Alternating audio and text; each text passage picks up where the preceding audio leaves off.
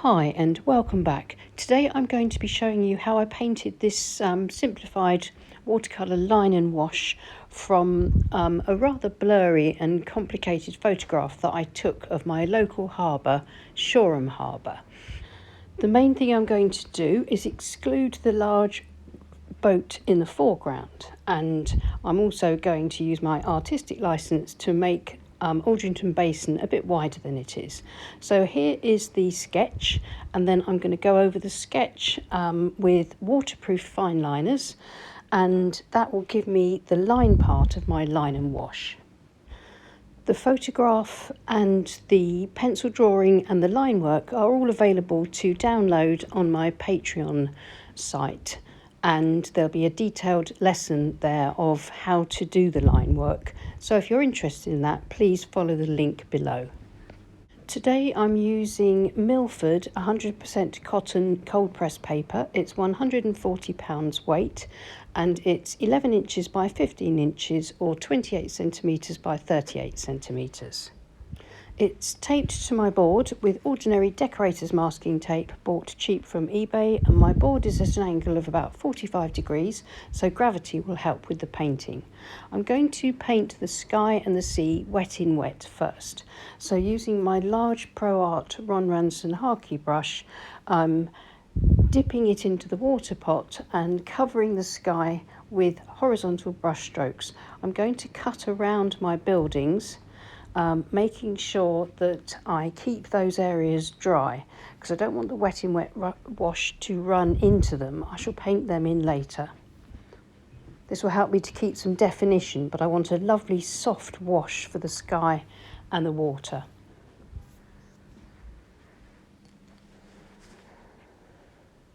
So this is cobalt blue, and I've greyed it down a bit with some Paynes grey just to sort of neutralise it and bring it down a little bit so it's not quite so sort of bright blue. Cobalt can be beautiful, but it can be a little bit too blue sometimes.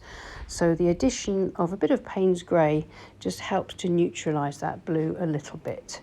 So I'm painting it wet in wet, again using horizontal brush strokes. You can see the paint's diffusing nicely, and I'm cutting around the buildings again and then bringing some of that same colour into the water, and that will give me a good base on which to put some reflections and ripples a little bit later. And I'm going to add a bit more tone across the bottom left with a bit more Paynes grey into the mixture, so we've got a stronger, darker mix of the colour, and that will still diffuse gently and softly into the wash, but give me just a bit of extra tone at the bottom. And while it's still wet, using a flat brush and some of the cobalt blue, pulling it down from the ships and the cranes in a vertical motion, and that will blend gently into the water, but it'll give me the basis for my reflections.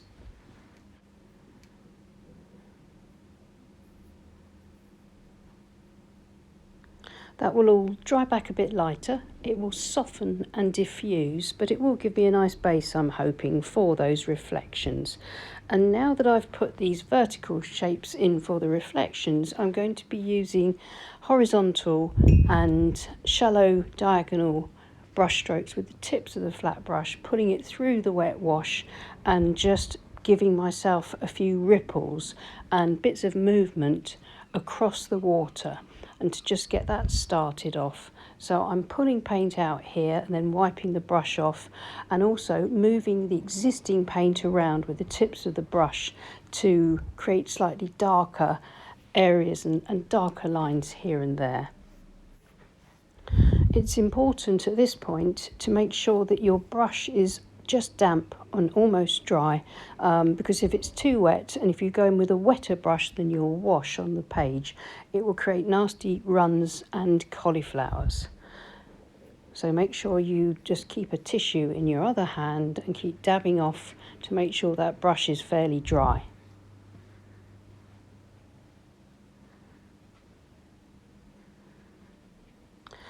Now I think I'm quite happy with that for my first wash, so to stop it running any further, I'm laying it flat, and I'm now going to leave it to dry completely. And as soon as it's nice and dry, I raise it back up to 45-degree angle again, and I'm going to mix up some of my cobalt blue with some of my raw sienna and a little bit of burnt sienna into a fairly weak mixture. I'm going to paint in this distant sort of tree and building line, which I believe is Hove and Portslade stretching out into the distance on the other side of Shoreham Harbour, Aldrington Basin. So I'm just suggesting that. And I'm keeping these colours pale and blurry to give me the effects of recession and aerial perspective. And then a little bit of darker paint, just dropped a bit of Paynes grey into that mixture and a little bit of cobalt blue, a bit more blue, and just a few little darker areas to add a bit of variation and interest. I've now strengthened up that colour by adding a bit more paint to it, keeping it a little bit richer, and I'm painting in some of the warehouses with this nice sludgy sort of greeny grey that's made from cobalt blue, raw sienna, a bit of Paynes grey and some burnt sienna.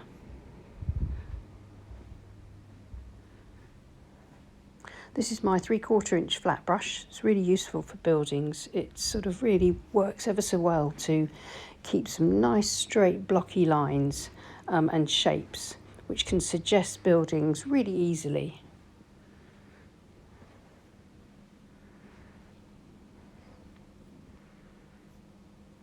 And then I've added a bit of Paynes grey to the mix. I'm dropping it into the wet paint. It will run down because my board's at an angle of 45 degrees, and just add a little bit of shadow, a bit of variation and sort of weathering to the warehouses, but without being too fussy.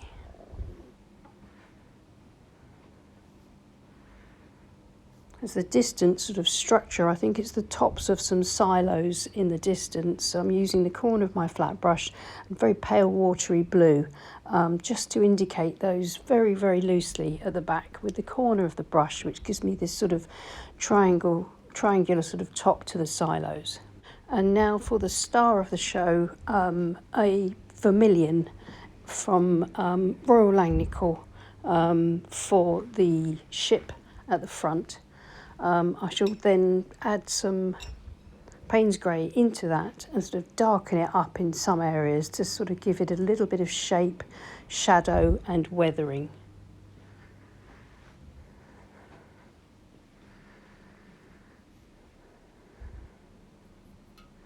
And when I'm happy with the look of the hull, I'm going to grab some of that red paint and I'm going to pull some red reflection into the water.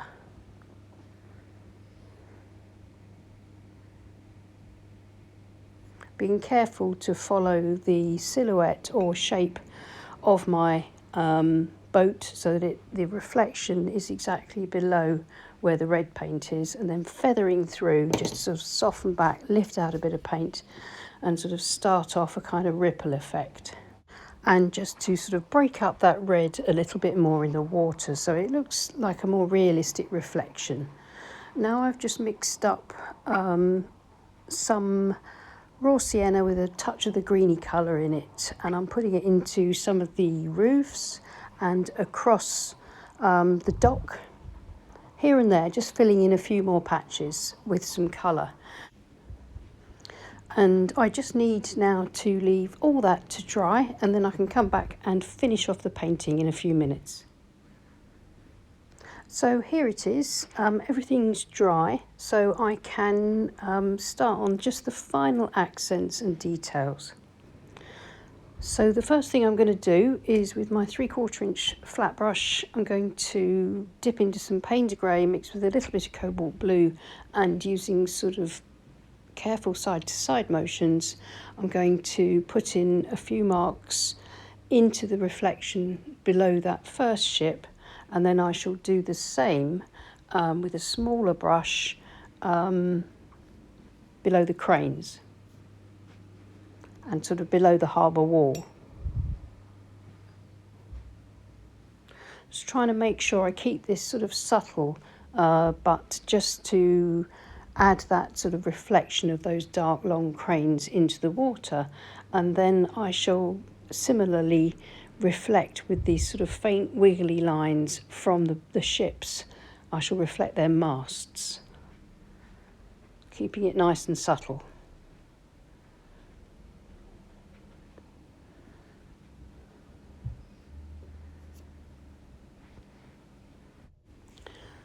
And just a few small little spots and specks here and there of the vermilion, not quite as rich as on the hull of the ship, here and there just across the harbour, across the dockside, just a bit of something and nothing, just to add a bit more detail to the focal point.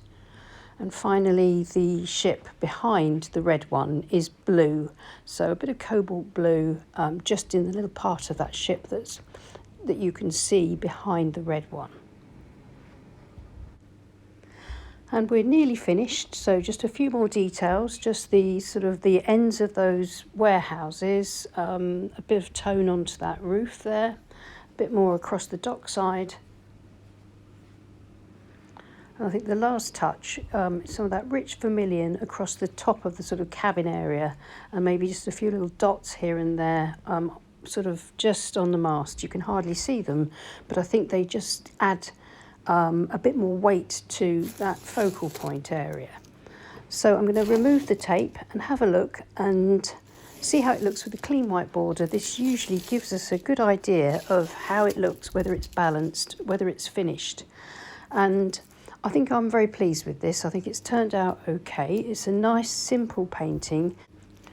I think if you've got something like this you want to paint, the first thing to do is to work out your simplified drawing with a few tonal sketches, and then make sure that your drawing is accurately sketched onto your paper before you then commit to the design with waterproof fine liners.